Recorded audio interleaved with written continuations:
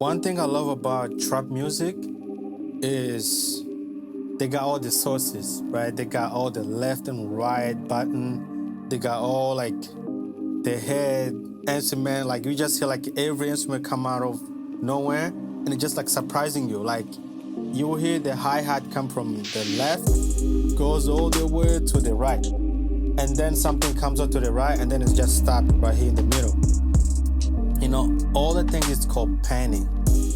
When you pan your instrument, there's a certain way you have to be able to send this instrument this way, send this instrument this way, send that instrument in the middle, send this instrument right here, send the lead vocal right here in the middle.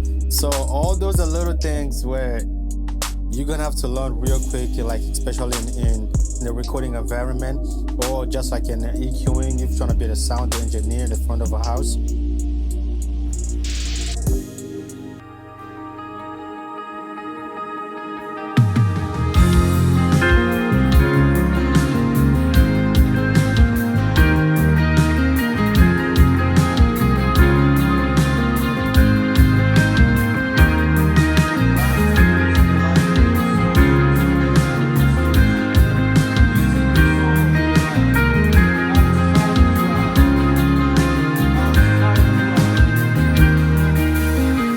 Greetings, guys. My name is Jeremy, and I would like to welcome you to my YouTube channel, Creative Room 365. Where can I start? So last time I think we spoke about EQing your instrument. So after when you EQ the instrument, what do? Now we're gonna talk about the most important button in x32. Not only x32, all the mixing consoles. So we have this one right here, the MAIN left and right bus. This is probably the best button in this console. When you finish EQing instrument, there's things you do. For people who are just starting up, you just EQing the instrument and you will leave it like that. It's fine, it sounds good. But one thing I love about trap music is they got all the sources, right? They got all the left and right button. They got all like the head instrument. Like you just hear like every instrument come out of nowhere, and it's just like surprising you. Like you will hear the hi-hat come from the left, goes all the way to the right, and then something comes up to the right, and then it's just stopped right here in the middle. All the thing is called panning.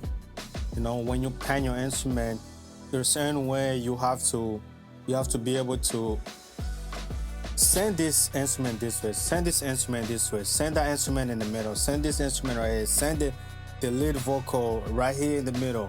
So all those are little things where you're gonna have to learn real quick, like especially in the recording environment, or just like in EQing if you're trying to be the sound engineer in the front of a house. Learn how to pan your instrument, and it's gonna help you. One thing that I've learned just looking around and listening to all these big producers, somebody who inspired me the most is Dr. Dre. Dr. Dre says space is an instrument. What? Meaning space is an instrument. Like, we can stop right there.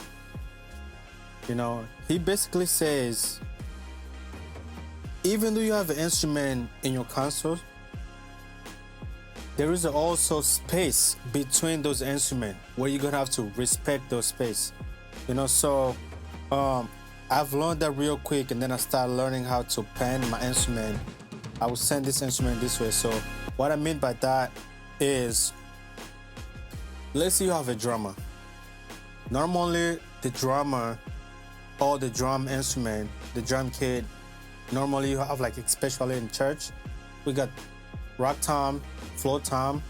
If you go to the gospel, you might have like 3 tom, rock tom, and 3 floor tom. Sometimes you might have like 2 float toms. So how do you pan those instruments? How do you send each instrument? You cannot just pan everything in the middle, you know. First of all, the lead vocal has to be in the middle. It always has to be in the middle. Let's say you have background vocal. The background vocal, you can always pan one right, one left, or like a one in, not like right here. We go from here, you know, because we're gonna have so many instruments that you're gonna have to learn how to pan. So you have a keyboard. Keyboard is it's a stereo. You always have to have one here, or one here, one here. You cannot have everything in the middle. You cannot. We have a church where they have a synth, where they have acoustic guitar. Sometimes, let's say those mega church where they have like a 3, 4, 5 acoustic guitar and probably like 7 or 6 electric guitars. Like, you cannot always put everything in the middle. Once you do everything in the middle, it becomes really chaos and it doesn't really sound good. So professional, first thing they do, they'll EQ. You can look around everywhere. First of all, they will do, they'll EQ instrument. And after the EQ instrument, compress and gate. And after that, first thing they do, they'll send each instrument in different places. You know? So it's very, very important just to do that and to be able to send instrument and whatever. So let me show you. I have my x32 producer here. So the first row, like we said again, the first 8 input, I always do the vocals. The second, I will go to the instruments. The third is the drums. And the fourth is probably the click, the talkback mic, and the track. So we usually run track in my church, and this is how I always goes. It's the first row, the A channel is always my vocal. You know, pastor, lead vocal, background vocal, and room mic. So my first A channel, the first one is the pastor, the pastor mic, the first 2. And the lead vocal, as you can see, the panning is in the middle. But if you go to the background vocal number 1, that one is always like, you see, I send it to the left. And the background vocal 2, I send it to the right. We have a rhythm guitar also. So check this out. We have electric guitar, we have a rhythm guitar, we have acoustic guitar, and we have a bass guitar.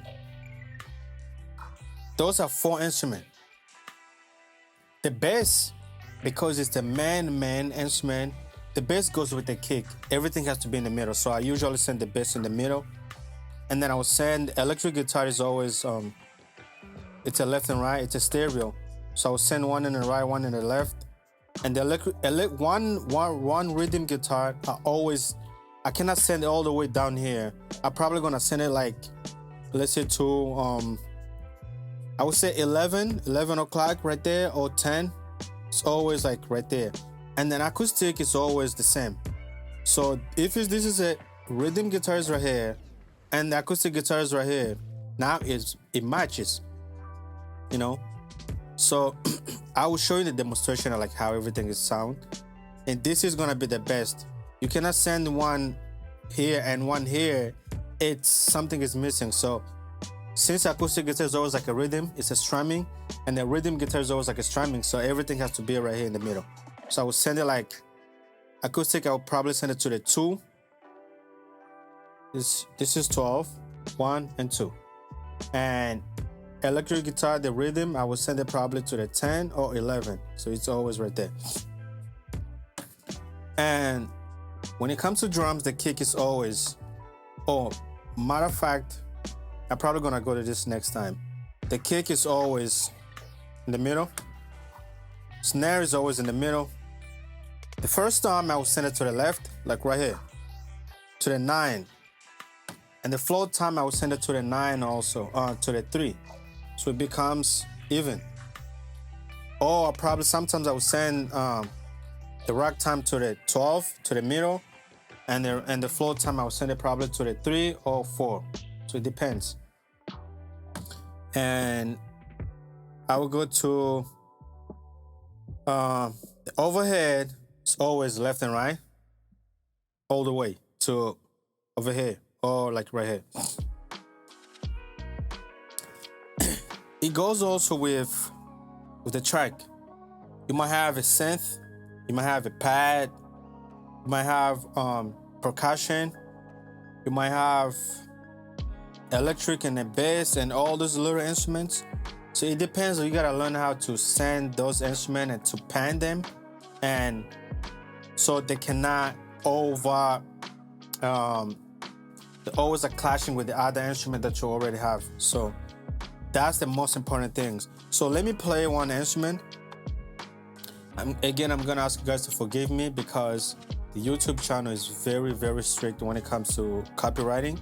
So I'm gonna take away the vocal, I'm gonna take away the room microphone, because I've done so many like project where I record myself and EQ everything and spend time and days just to get everything done. And when I post it online, they flag it. It's like, I don't want to keep doing that, so I'm learning now like how to take everything away. I'm gonna take away the vocal, I'm gonna take away the background, I'm gonna take away the house, the room microphone. So it's just the instrument. Here we go. Check this out.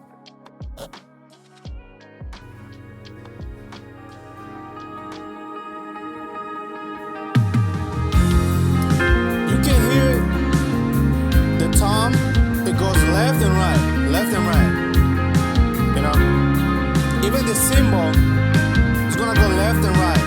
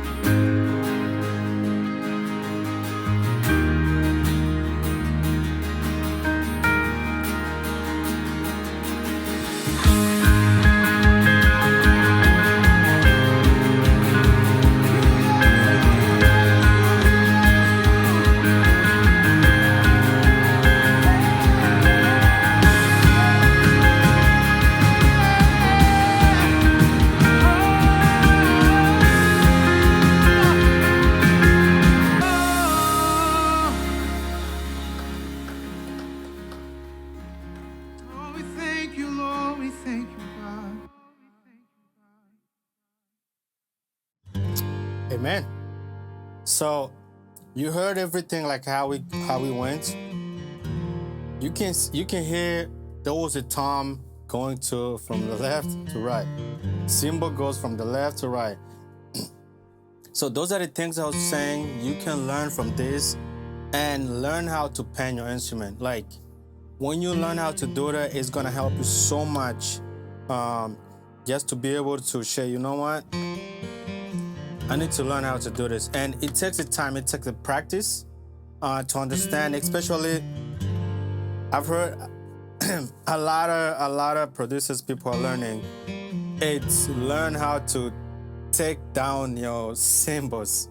When you learn how to EQ your cymbals and lower it down, like really, really, really, like you don't want it to overshadow your acoustic, because cymbals is always gonna compete with acoustic guitars, right? Also learn how to differentiate your keys, your keyboard, or your synth, and your electric guitar, because electric and the keyboard is always gonna compete each other. There's a frequency right there that you have to make sure they don't clash always. Those are the little things that you can learn from this, and man, your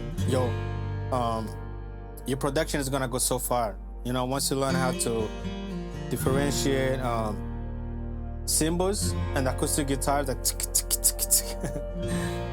all the shakers. So those are the things you need to learn. And also I would say the bass and the kick. You know, you cannot, everything has to be matching. You cannot put the bass higher than your kick. Yeah, that's a no-no. And in the production environment, it's no-no. You know, the bass and the kick is always goes together.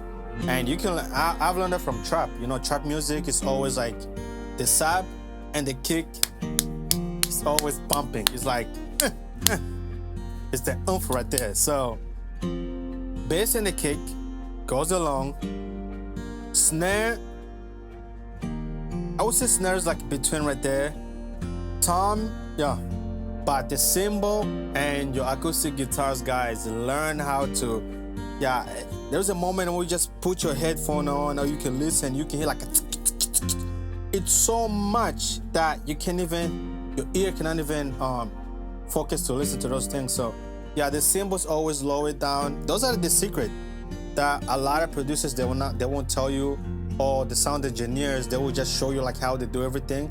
But when it comes to the little detail, you're gonna have to learn how to really like a mash. As you can see, my EQ is always, why my stuff is always like this?